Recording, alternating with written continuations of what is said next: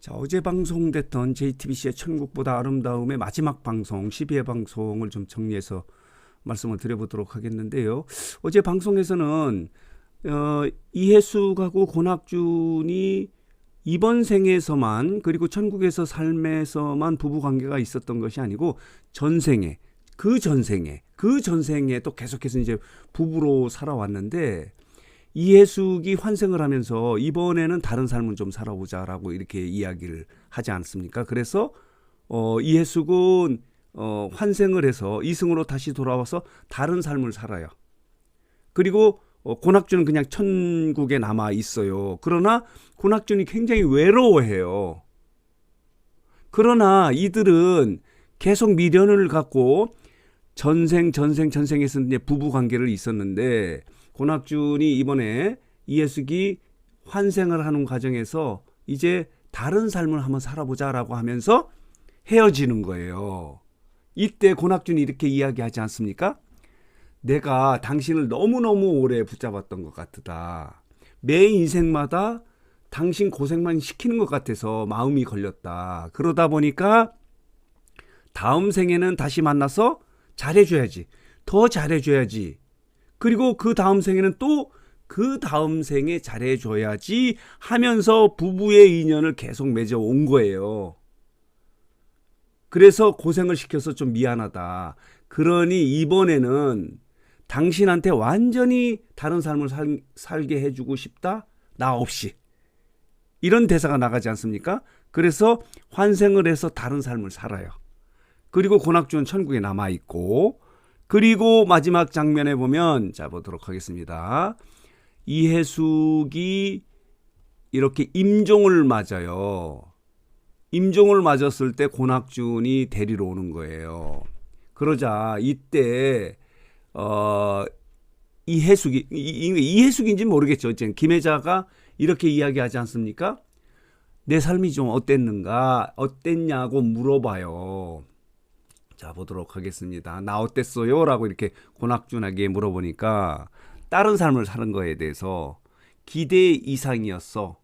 그리고 수고 많았네 당신. 이번 생에도 라고 이런 대사를 해요. 그러자 여기서 멋진 대사를 하지 않습니까?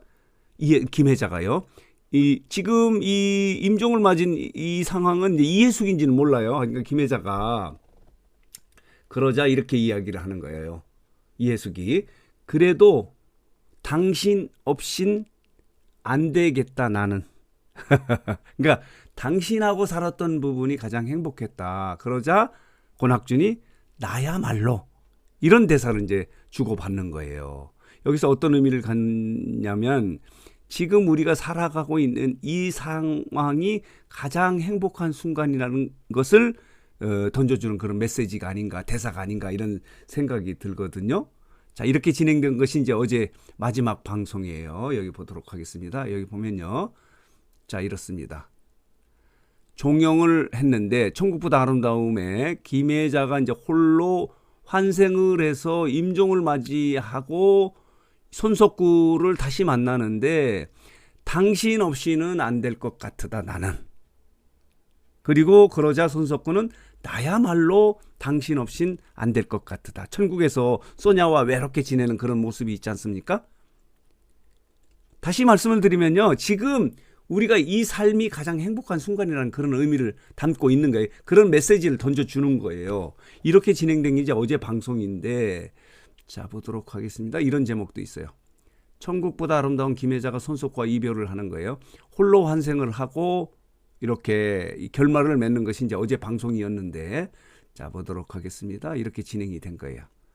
자, 이렇게 다른 삶을 살고 다시 임종을 만났을 때 내 생이 어땠는가라고 이렇게 물어봐요. 기대 이상이었어. 그리고 수고 많았다 당신.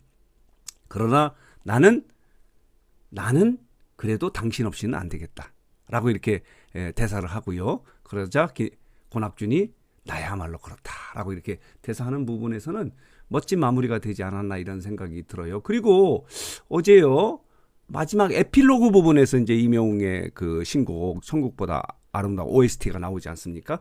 멋지게 흘러가고 그리고 김혜자가 다음 삶을 살면 어떤 삶을 살고 싶으냐 그러니까 배우 되고 싶다라고 하는 그런 에필로그 부분에 이명웅의 노래가 이렇게 OST 신곡이 천국보다 아름다움이 이렇게 쫙 배경음악으로 나오는 모습도 멋지게 마무리된 부분이 아닌가 이런 생각이 들거든요. 이 천국보다 아름다움이 너무 복잡한 인연들의 그런 전개가 스토리 전개가 있어서 많은 분들이 좀 어렵다 이해하기가 어렵다고 하는 분들이 굉장히 많더라고요. 이 드라마는요 지금 어제 방송에서는 이제 마무리를 하는 그런 부분이었고 가장 극적이었던 부분은 10일의 방송이에요. 어제 그저께 토요일 방송에 10일의 방송에서 한지민 소미의 정체가 드러나는 부분이었거든요.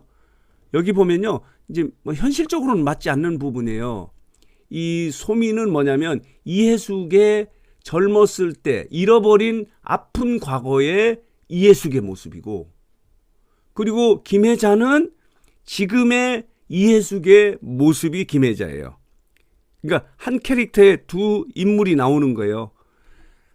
그러니까 아이를 잃어버리고 고통스러워했던 그런 과거, 아픈 과거에 있었던 젊었을 때 이해숙이 한지민이고, 그러니까 고낙준 입장에서는 둘 다 부인이에요. 이해숙.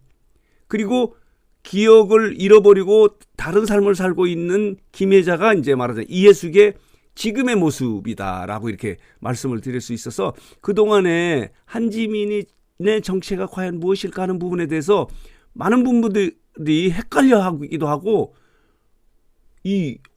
뭐가 뭔지 모르겠다. 너무너무 복잡하다라고 해서 이 드라마가 사실은 시청률이 그렇게 높지 않았어요. 전작보다도 많이 높지 않았어요. 왜냐하면 첫 방송의 시청률이 5.8%로 시작을 해서 전작인 협상의 기술 같은 경우 3.3%라 좀 높은 시청률을 찍었던 것은 이명웅이 OST로 사용하고 그래서 많은 분들이 관심을 갖고 이렇게 접근했는데 스토리 전개가 너무 복잡해요. 어려워요. 이해하기가 어려운 부분이 너무 많았다라고 하는 점이 이제 좀 단점인 부분이 있는데 이 11회 방송에서 한지민의 정체가 드러났을 때 그 부분 그리고 아들 은호와의 대사에서는 많은 분들이 좀 눈물을 흘렸다고 그래요. 그러니까 한지민과 유독환이죠. 이 은호와 엄마의 대결, 나를 잊어버려라. 나 때문에 고통스럽게 해서 미안하다라고 하는 그 아들의 그 대사 속에서 많은 분들이 눈물을 흘리기도 했거든요. 그리고 이제 어제 방송에서는 따로 살아보자 라고 하니까 따로 살아봐도 별로 행복한 것 같지 않다. 당신하고 있을 때가 가장 좋다. 지금 우리의 삶이 가장 행복한 순간이라는 그런 메시지를 던져주는 그런 이 대사가 진행이 된 거예요. 자, 그러면요. 어제 방송 마지막 방송의 시청률은 어느 정도 나왔는지 한번 닐슨 코리아에 한번 들어가 보도록 하겠습니다. 자, 닐슨 코리아에 들어왔는데요. 어제 방송의 시청률이요. 여기 보이시죠? 8.3%를 찍었어요.